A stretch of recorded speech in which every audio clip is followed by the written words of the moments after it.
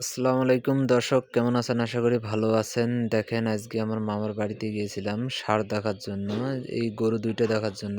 তো প্রায় এই গরু দুইটার দাম ঢাকাইয়া পাটি প্রায় 3 লাখ হাঁকাইছে, কিন্তু প্রায় এই ষাঁড়টা কিন্তু 3 লাখ টাকার দাম একবারে কম হয়ে যায় দুনোটাই। নিম্ন তো 5 লাখ টাকা হওয়া উচিত। এই ষাঁড়টা দেখেন কত বড়। তো বন্ধুরা, সবাই কেমন আছেন? একটু ভিডিওর কমেন্টে অবশ্যই জানাবেন, এবং ষাঁড়ের দাম কম হইলো না বেশি হইলো অবশ্যই একটু কমেন্টে জানাবেন। আর যদি ভালো দালাল কারো খোঁজে থাকে তাও একটু কমেন্ট বক্সে একটু নাম্বারটা দিবেন, আমরা যোগাযোগ করব ওনার সঙ্গে, যেন আমার মামা জন্য ন্যায্য দাম পায়। কিন্তু কুরবানিতে মামা বলছিলেন বিক্রি করার জন্য, কিন্তু মামা বাড়ি করবে তো এই জন্য আর কি গরু দুটো বিক্রি করতেছে।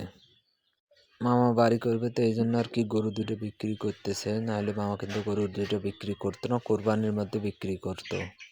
তো সবাই কে কোথায় থেকে দেখতেছেন অবশ্যই ভিডিওটা কমেন্ট বক্সে একটু জানাবেন, কে কোথা থেকে আমাদের এই ভিডিও দেখতেছেন।